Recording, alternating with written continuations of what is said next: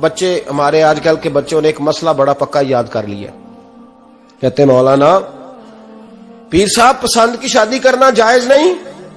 میں کہتا ہوں صاحب اور بھی بڑی چیزیں جائز ہیں، صرف ایک ہی شے جائز رہ گئی ہے۔ رسول پاک صلی اللہ علیہ وسلم سوائے اللہ کے کسی کے پابند نہیں، کسی کے پابند نہیں۔ پر جناب سیدہ خدیجہ الکبریٰ رضی اللہ تعالی عنہ نے پیغام نکاح دیا، یا رسول اللہ میں شادی کرنا چاہتی ہوں، حضور کسی کے پابند نہیں، پر میرے محبوب نے فرمایا میرا چچا میرے والد کی جگہ ہے، میں اپنے چاچا سے پوچھ کے تمہیں جواب دوں گا۔ یہ ہے پسند کی شادی جو میرے نبی نے بیان فرمائی ہے۔ تو سارا کچھ کراس کر کر کے گزر جاتا ہے، یہاں تو حال یہ ہے کہ پالنے والا کوئی اور سائے میں بیٹھنے والا، باغ تیرے دی کر کر راکھی میں ساری عمر گزاری، تو جدوں اے پھل پکن تے آیا تے لے گئے ہور بپاری۔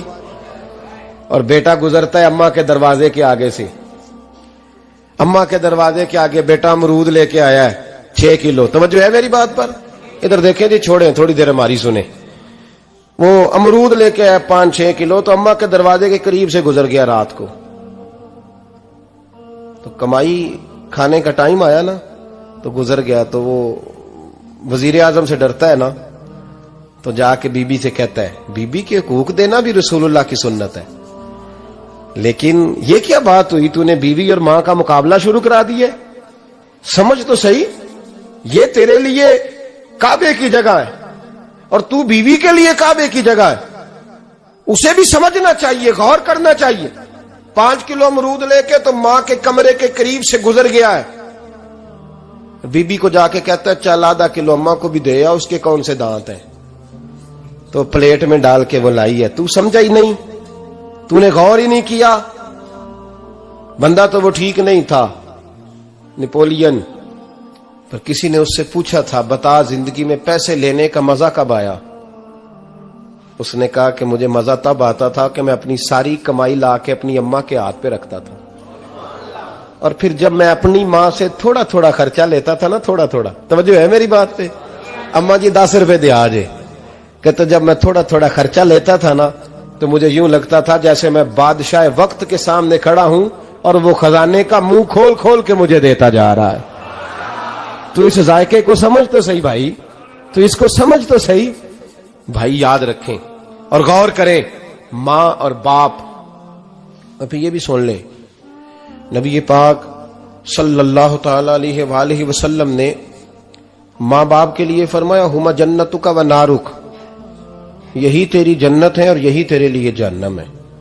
اگر یہ راضی ہو گئے تو تیرے لیے جنت ہے، ناراض ہو گئے تو چاہے تو 100 پیر کے مزار پہ حاضری دے آ، لیکن جب تک ابا راضی نہیں اتنی دیر تک اللہ راضی۔ یہ حدیث پاک ہے، حضور نے فرمایا جس کے والد راضی اس کا اللہ راضی، اور جس کا باپ ناراض اس کا اللہ۔ ہاں بے شک، اب یہ حدیث ہے نا، تو سارے ولی ایک طرف بیٹھ جائیں کہیں یا اللہ بخش دے مرید کو، لیکن اگر ابا کہے یا اللہ نہ معاف کرنا، تو اللہ ان اولیاء کی نہیں مانتا، والد کی مانتا ہے۔ اس لیے بلے شاہ سمانی اڈدیاں پڑھنا ہے، جیڑا گھر بیٹھا انہوں پڑھیا ہی نہیں۔ بھائی یاد رکھو، ماں باپ سے پیار کرو، ان کی خدمت کرو، ان کے پاس بیٹھا کرو، اور ماں باپ کو ٹائم دیں، وقت دیں، چند گھڑیاں ان کے پاس بیٹھیں۔ آپ یقین کریں ابا جی سے آپ مشورہ کر لیں، صرف مشورہ، مرضی بے شک اپنی کریں، لیکن اس مشورے میں آپ کو اتنا سایہ ملے گا کہ زندگی میں کبھی ناکامی نہیں ہوگی۔ پر اسی سجن دی مننی ابے دی نہیں مننی، وہ پھٹے پہ جو نلائق ہماری طرح کا بیٹھا ہے اس سے مشورہ لینا ہے، والد سے نہیں لینا۔ باپ کے پاس بیٹھیں، اس سے مشورہ لیں۔ میرے ابا جی کسان تھے، میں نے اپنی زندگی میں ڈھیروں چیزیں اپنے باپ سے سیکھی ہیں، درجنوں چیزیں سیکھی ہیں۔ میرے والد بڑے خوددار تھے، مزاج میں عجیب سی خودداری تھی۔ کوئی بندہ کبھی حال پوچھ لیتا تھا نا کہ حالات کس طرح کے ہیں، تو فرماتے تھے بھائی اگر بتانا ہوا تو اپنے اللہ کو بتاؤں گا۔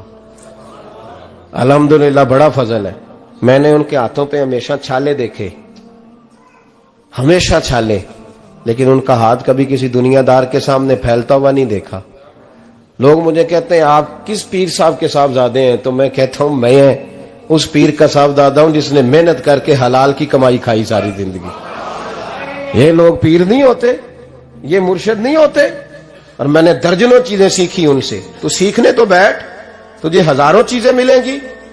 بھائی اپنی زندگی میں ماں باپ کی طرف دیکھو، سب سے ضروری کام ہے انہیں وقت دو۔ اماں کے او بھائی بڑا مشکل ہے دنیا داروں سے تعریف کرانا، تے اماں دے کول تے ایویں 2 منٹ راتی بھئی نہ آکھی اماں پیر کٹے نہ رضائی جو تیرے کوٹ چھڑا، تے اماں کہندی جا میرا پتر تھکیا آیا ہے تو سو جا کے، میں کدو کام لگی سا، میں کدو حل وان ڈئی سا، جا سو جا کے۔